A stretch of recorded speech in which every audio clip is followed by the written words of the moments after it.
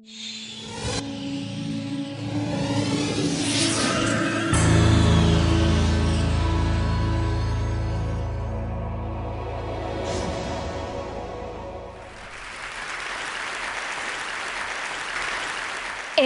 Monday morning.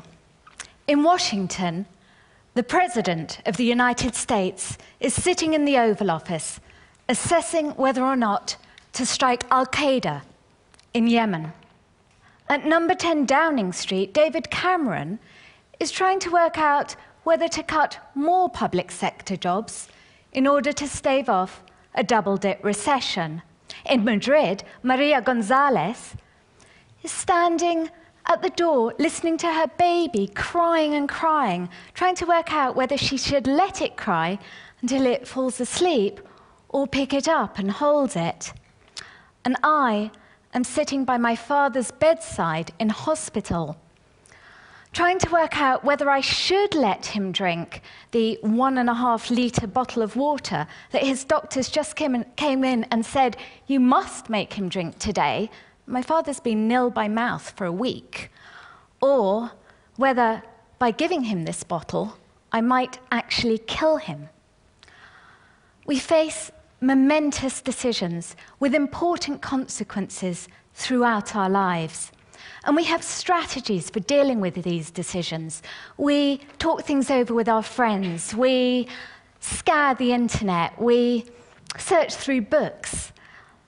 But still, even in this age of Google and TripAdvisor and Amazon Recommends, it's still experts that we rely upon most, especially when the stakes are high and the decision really matters. Because in a world of data deluge and extreme complexity, we believe that experts are more able to process information than we can, that they are able to come to better conclusions than we could come to on our own. And in an age that is sometimes nowadays frightening or confusing, we feel reassured by the almost parental-like authority of experts who tell us so clearly what it is we can and cannot do. But I believe that this is a big problem with potentially dangerous consequences for us as a society, as a culture, and as individuals. It's not that experts have not massively contributed to the world. Of course they have. The problem lies with us. We've become addicted to experts. We've become addicted to their certainty, their assuredness, their definitiveness. And in the process, we have ceded our responsibility, substituting our intellect and our intelligence for their supposed words of wisdom. We've surrendered our power, trading off our discomfort with uncertainty for the illusion of certainty that they provide. This is no exaggeration. In a recent experiment, a group of adults had their brains scanned in an MRI machine as they were listening to experts speak. The results were quite extraordinary. As they listened to the experts' voices, the independent decision-making parts of their brains switched off. It literally flatlined. And they listened to whatever the expert said and took their advice, however right or wrong. But experts do get things wrong. Did you know that studies show that doctors misdiagnose 4 times out of 10? Did you know that if you file your tax returns yourself, you're statistically more likely to be filing them correctly than if you get a tax advisor to do it for you? And then there's, of course, the example that we're all too aware of financial experts getting it so wrong that we're living through the worst recession since the 1930s.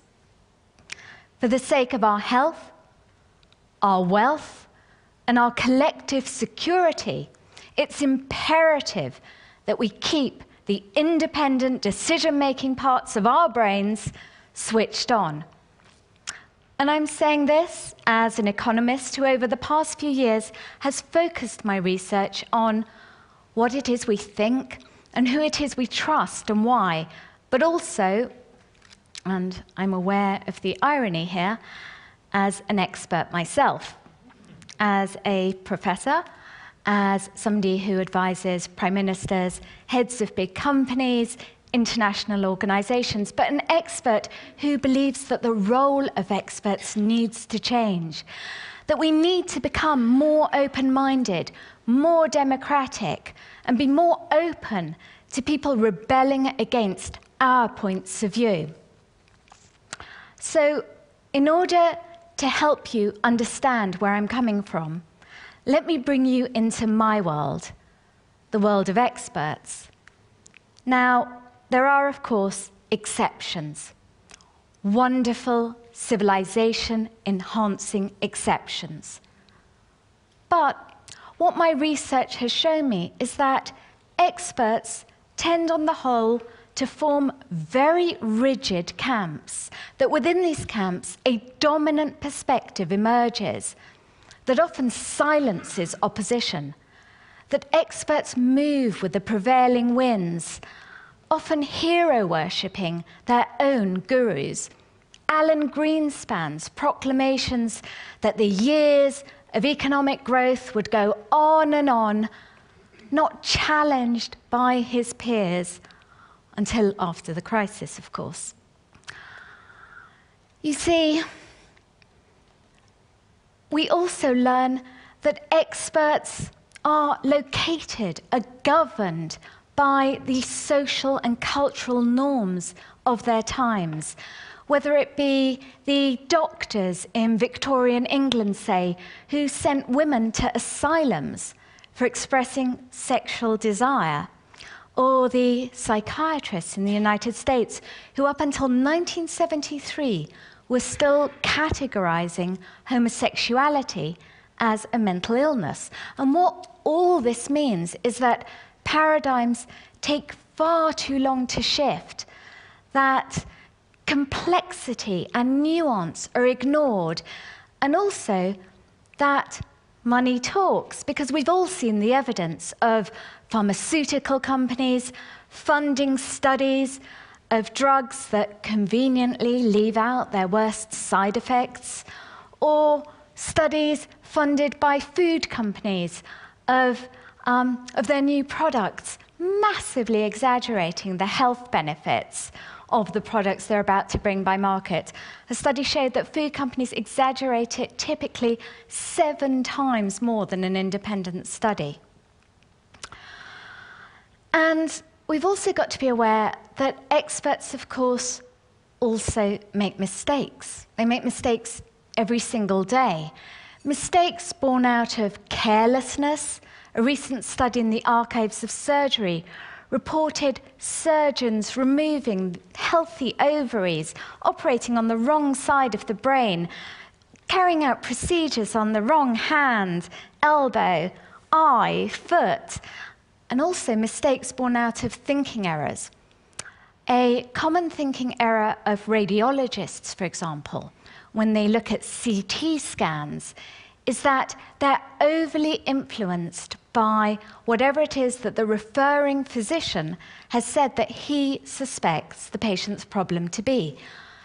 So if a radiologist is looking at the scan of a patient with suspected pneumonia, say, what happens is that if they see evidence of pneumonia on the scan, they literally stop looking at it, thereby missing the tumor sitting 3 inches below on the patient's lungs.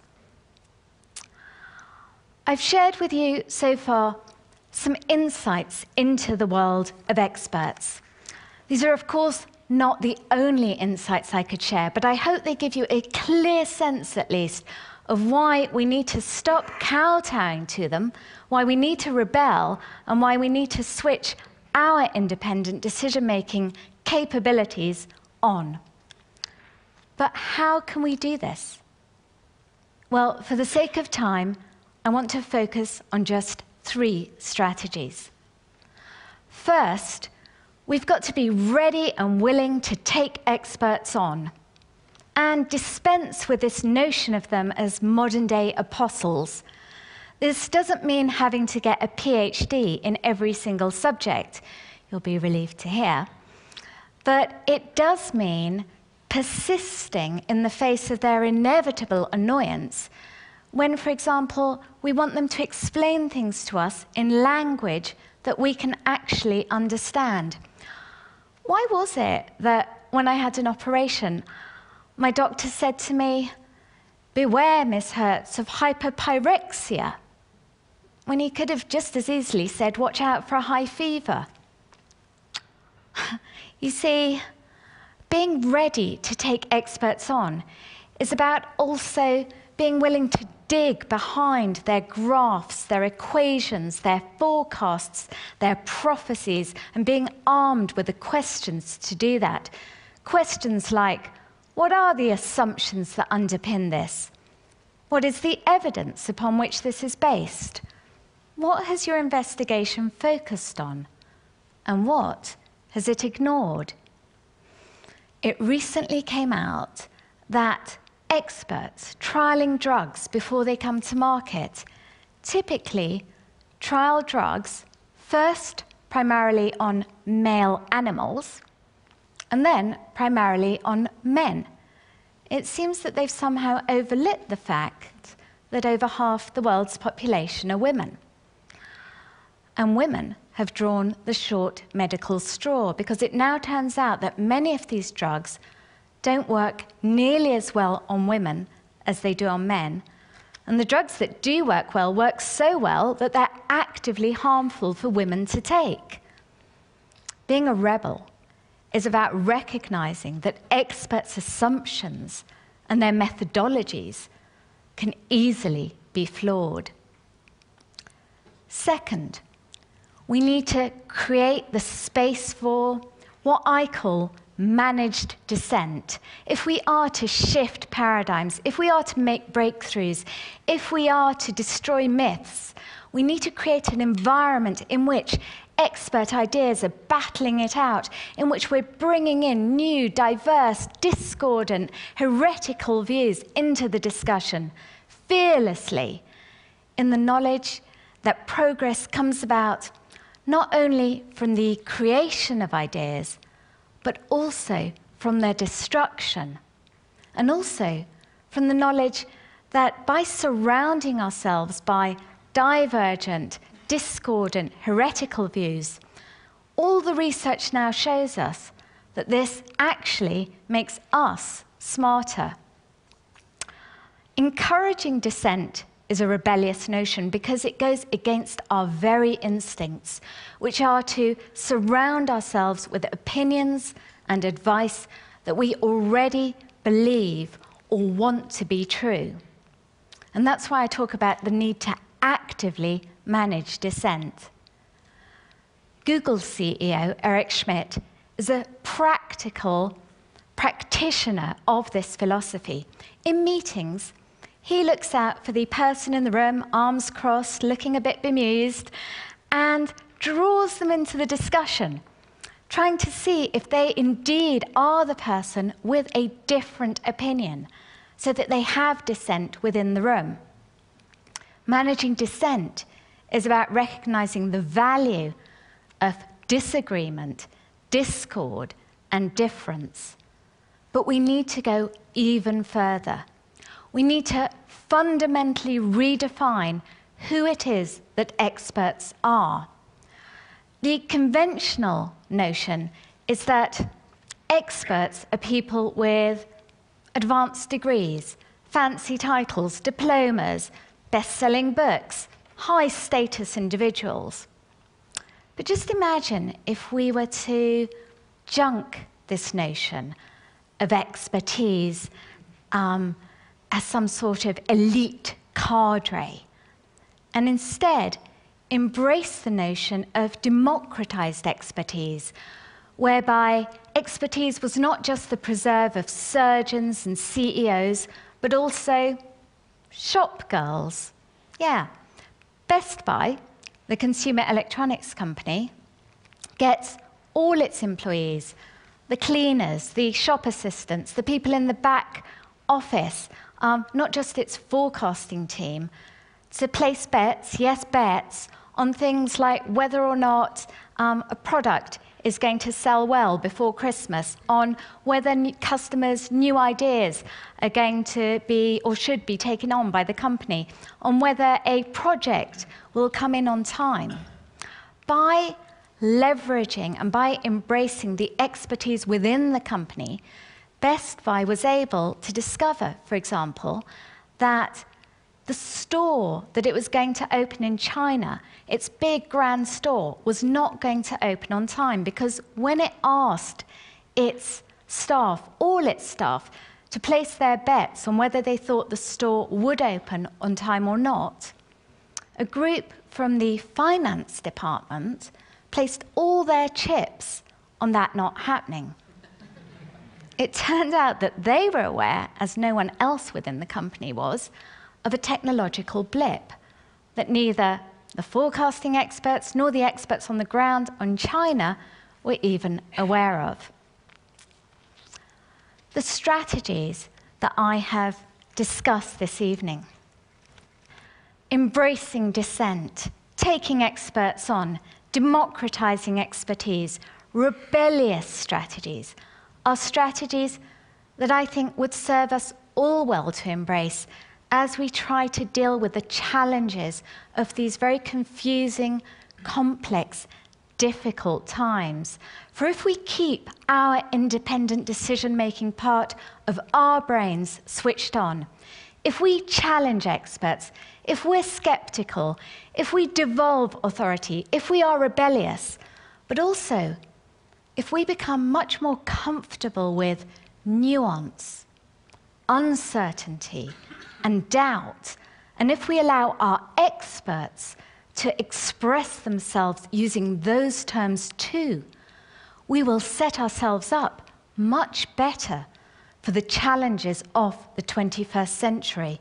For now, more than ever, is not the time to be blindly following, blindly accepting, blindly trusting.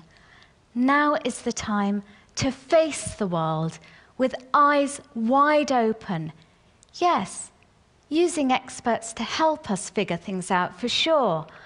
I don't want to completely do myself out of a job here, but being aware of their limitations, and of course, also our own. Thank you.